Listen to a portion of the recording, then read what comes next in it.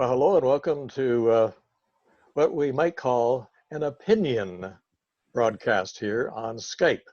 With new technology, and Tom Price is our guest here, with new technology, it's been possible to reach out practically around the world and have conversations face to face. And even our meetings with Parliament in Ottawa and Toronto, Queen's Park, and even here in the city of Greater Sudbury and other communities, they're doing things virtually. So here we are virtually, Tom, and you are one of the founders of Our Town, Our City Institute, and it's a group of us individuals who have opinions, and sometimes these opinions are shared by others in the community and sometimes not. So we have to recognize that there are opinions, but we're open to anyone who wants to give their opinion on our opinions as well too. But things are moving ahead quite rapidly, Mr. Price, in Sudbury and around the world. And one of the main concerns is financial. People, of course, a lot of them are out of work. They're being supported in some measure by government to a degree. But one of the main concerns is with our finances at a local level. In other words, the municipality of Greater Sudbury is experiencing a decline of some well, we've heard hundreds of thousands, in other cases, millions of dollars. But this is truly unprecedented. And what implications do you think this has for the city itself, Tom? Well, first of all, maybe we should correct three statements that get made all the time about our current situation. One is that it was unprecedented.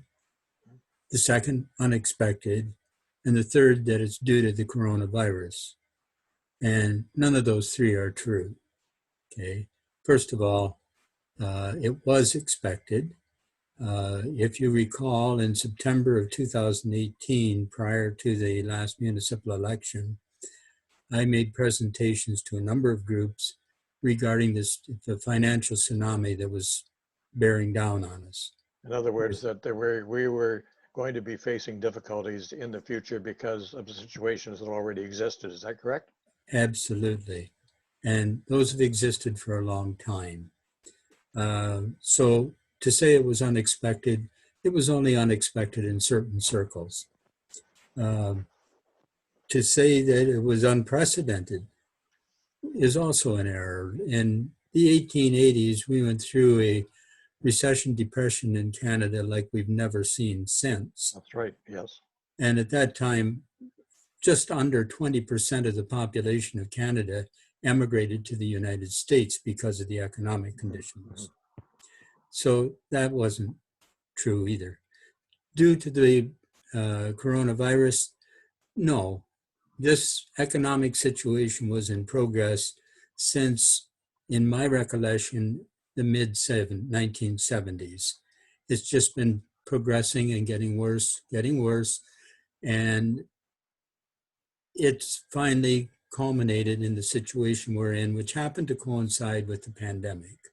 Well, it did, definitely. I mean, we're looking at, even by conservative estimates, millions of dollars of lost revenue to the city that's already happened and is probably going to continue going forward. And this is on top of the situation that already existed previously.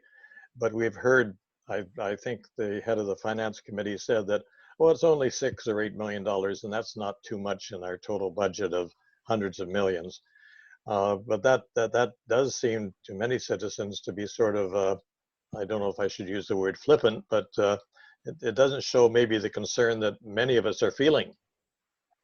Well, yeah, and first of all, that's only half of the cost impact. The other half of the cost impact is what they've been spending. And if you look at the report that got tabled Tuesday evening, the total cost so far appears to be closer to 13 million. Okay. However, even considering that, all that is an evaluation of the cost to the city finances without looking at what the cost is to the public. And the cost to the public is in a very serious situation, because prior to going into this economic turndown, 54% of our income earners in Sudbury were below the poverty line, even at the incomes they were earning. Mm-hmm. So taking this out of their income now, that means that they are well below the poverty line, and 46% of our population was $200 away from bankruptcy. Yeah. Will those people now be filing for bankruptcy? Like, what's going to happen to those people? They certainly won't be able to pay taxes.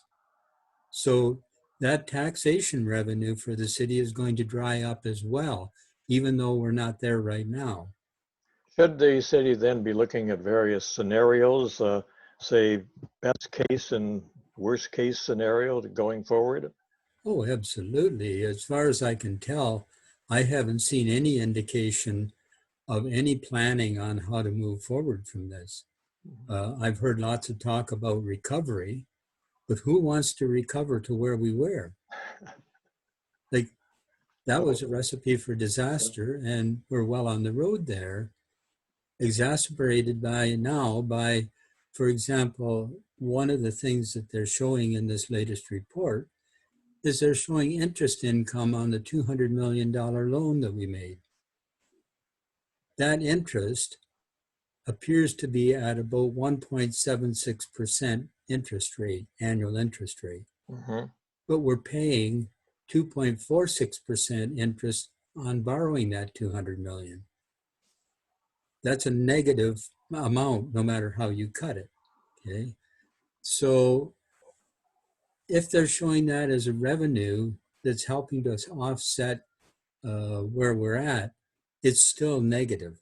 Yes, it's not offsetting to that extent.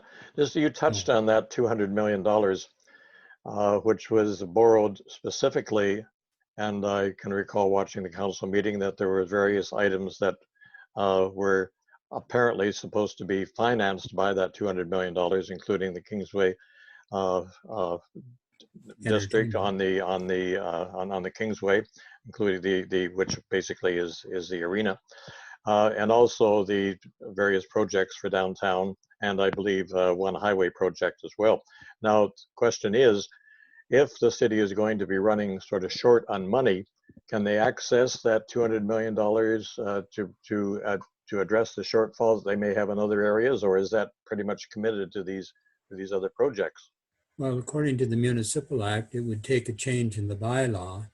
So that bylaw that authorized the loan would have to go back and be revisited and change the bylaw to assign the money to another area if it's to be used there. Now, I don't know, like, this is an area of finance that I'm not intimately familiar with, but I find it difficult to understand how we could be showing interest on that 200 million as a revenue without showing the interest that we're paying. Right. There has to be both sides of the equation. Absolutely. And also, And there seemed to be some indication that if we are going to be running a shortfall, and this is sort of another area, apparently municipally, we're not allowed to run a deficit unless the province would say, okay, now you can run a deficit because things are so bad. right. But in a sense, there was some suggestion that maybe some of the capital projects in the way of infrastructure, and that's an area that you pointed out previously, is in really dire straits, that they could be putting off some infrastructure projects like roads and that sort of thing on into the future in order to balance the budget and avoid a deficit. But this really just accumulates all that infrastructure debt that we already have. Is that correct? It would add to it. We are not addressing the infrastructure debt that we already have, which is now over $2 billion. So we are not addressing that in any of our works to this date. So anything that we defer on current capital planning for roads and infrastructure would simply add to that 2 billion, which is expected to reach 3.1 billion by 2026. Well, if we add more deferrals, that will grow. So in a sense, we're not looking really at our total situation financially, the infrastructure debt that's already built up. Plus, we also have to maintain our services that we have now at the present time. So you're entering into this sort of almost perfect storm, really. Is there any way out?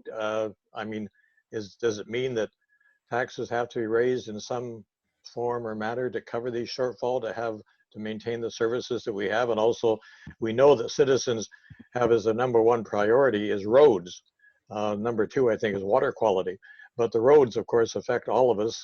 Most of us aren't driving as much during this current crisis, but nevertheless, we're out on the roads, and roads are just a number one. I'm not sure how many people would be happy to put off road repairs off into the future.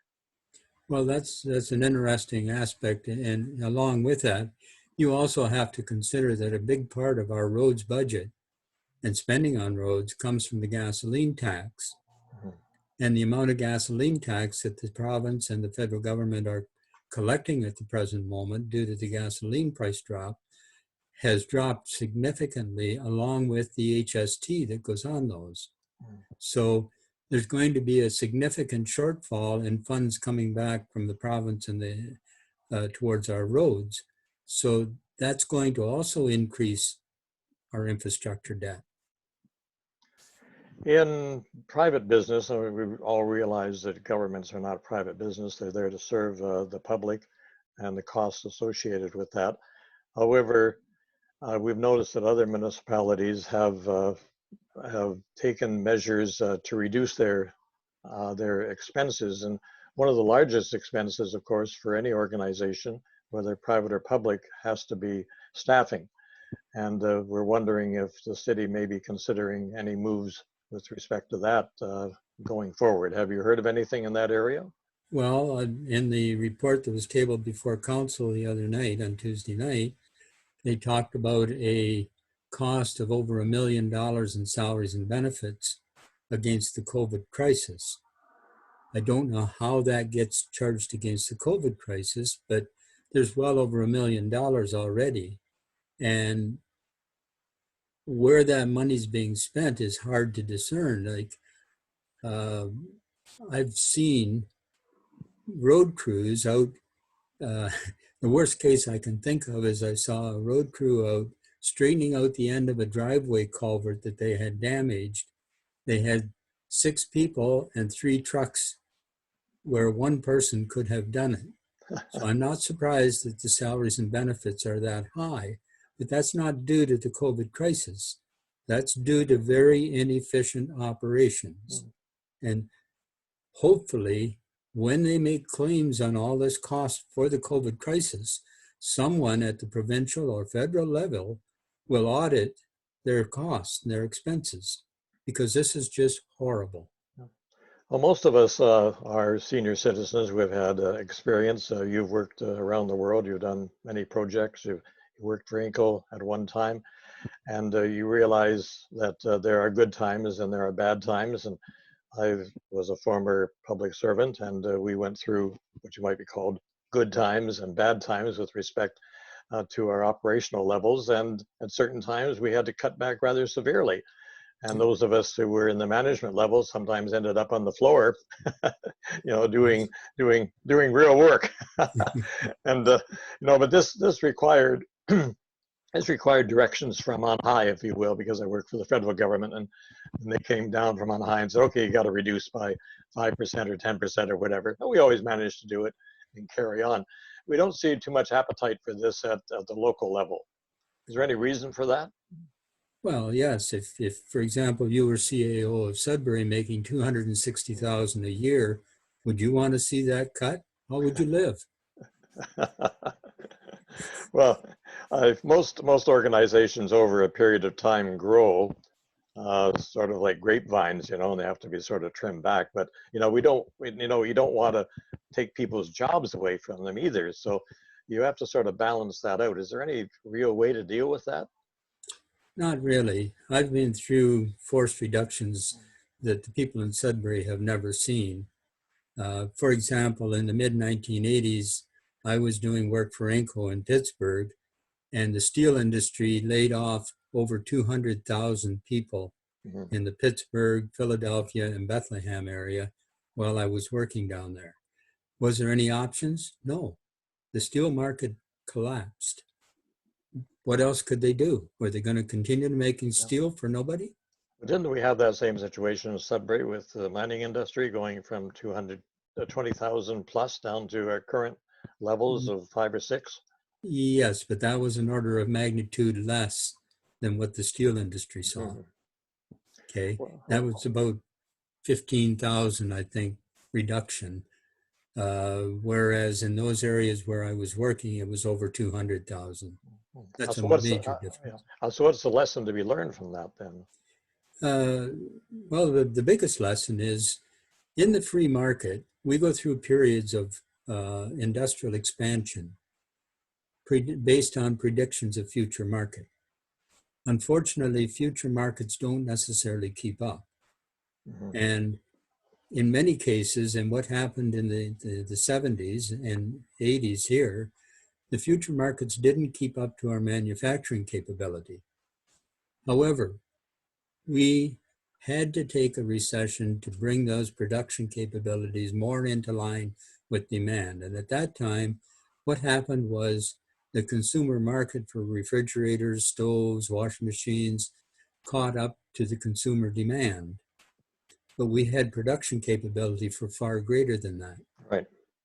So the production capability had to be adjusted back to what the demand was, which was really a replacement market instead of a new market. In the recent years, we have not gone through those adjustments. Our governments have stepped in, provided loans and whatever, and put money out there for consumerism to continue, whether there was a need or not. Right. So we've never taken those adjustments. We now have an economy that's based on consumerism only, like people go out and buy things they don't need. Now, without the money, those buying things they don't need is going to dry up and is So you're already looking, drying yeah, up. well, so you're looking really at both at a micro and a macro scale, really. Well, you Uh, have to. yeah. You have to. So this puts our municipality in a rather interesting position. We've elected our councillors, of course, to manage the affairs through our staff, and I personally don't envy their situation at the present time. Uh, in a nutshell, what do you think is the best course of action that they should be taking? Well, the best course of action right now, in my mind, would be for a council to gather together a group of well-qualified, well-experienced citizens who've been through these in the past and say, okay, based on your experience, what can we use to move forward? Don't look at recovering because recovering isn't going to get us anywhere. Mhm. What do we need to do to move forward? That's what we've done in the past historically, and we've always come out better. So we need to now take a look at it and say, okay, how can we move forward from this? And there is ways. Like, it's not all doom and gloom. It never is. Yes, some people will suffer. Yeah. But hopefully, as you know, as humans are fairly resilient, we'll come out of it. Even though I've heard that the debt at the federal level and some other debts may never be repaid, Right? um, and they can always print money.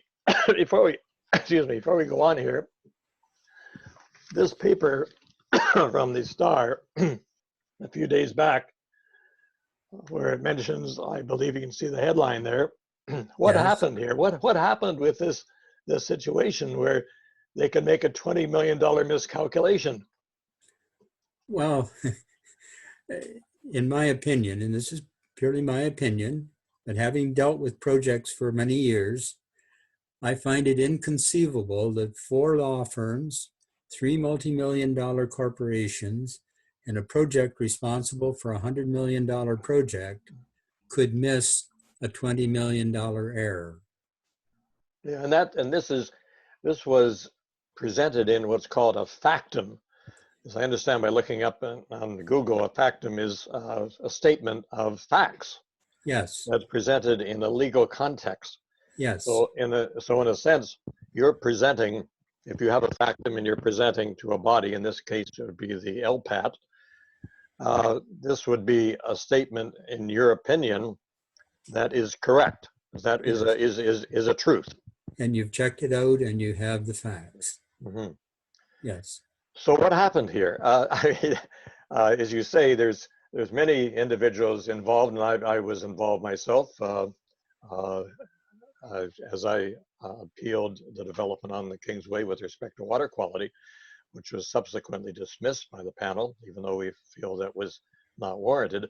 But nevertheless, there's many others as well. Yes. So it's not a case of just one individual, as I think we're told. There's just one individual just drew this up and said, okay, we're going to send it out, and my golly, it was wrong, which seems to Well, be a little bit skeptical. well, if that is the case, and there's only one individual making that statement, then why do we need 4 law firms and 3 corporations involved and a project team? So why are we spending money on all those people? And quite frankly, if it was one person that did that, that is a reflection of incompetence on the people who are making the plea. Well, it seems to be more or less swept under the rug now at the present time, and as far as we can determine, council is still very enthusiastic about the Kingsway development. However, it's a very expensive development, and in the light of these current economic conditions, do you think there's a re-examination necessary? Absolutely. I mean, that kind of error, if it was an error, and I have extreme difficulty in believing it was an error, but if it was an error, then somebody needs to be held accountable. And there has to be an investigation on what the cost of that project is. I'm not aware of any estimate of the total project being prepared, even though we spent $2.4 million already. I've not seen a capital cost estimate. And in fact, they allude to there not being an estimate in that the cost may go down when they get the estimate. So that is inconceivable to me, being a former project manager. How can you be 2.4 million into it, 2.5 years into it, and still not have a detailed estimate? Now, there was, well, I guess you might call sort of a victory in a sense with respect to the old fire hall in Coppercliff, which has been saved from destruction and may have a new owner in the future. This is a heritage site. I can't help but wonder why we don't designate our current downtown library and arena as heritage sites as well too. Actually, they're 50 years younger than the fire hall in Coppercliff. So that's something we maybe can talk about in the future editions. But just before we leave, what should we've already sort of discussed the fact that we have a real financial situation, that maybe there should be a panel of citizen experts based on their past experience to look at the situation to help out the city. We're certainly willing to do that. I think many others would be as well too. But in the couple of minutes remaining, what should people be looking forward to, issues coming up in the more or less immediate future in the next coming weeks and months? Well, they should be able to expect that a complete review of the spending on the large projects be terminated. Okay, we can't afford that right now, and we all know that.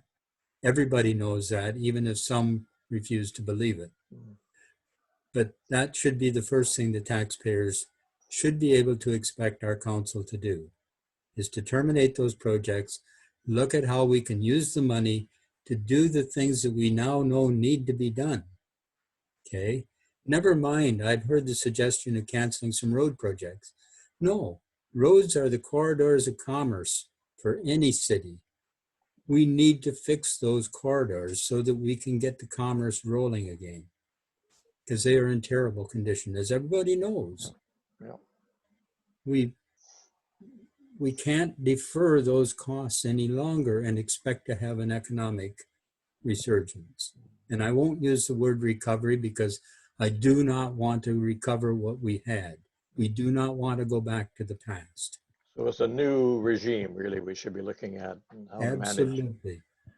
Well, let's look at that in the future, and we'll be back with other editions, we hope, if our technology holds up. And for those who want more information, if you're not already on our website, that's www, of course, OTOC, our towns, our city. It's the Institute website, otoc.cloud. So we're in the cloud. And we hope you, and of course, we're always open to the comments, positive or negative, because we are a citizens group. Tom, is that correct? Yes, Uh, definitely. and we certainly welcome all your responses as well, too. So thanks for being with us. And until next time, goodbye for now. Okay, take care.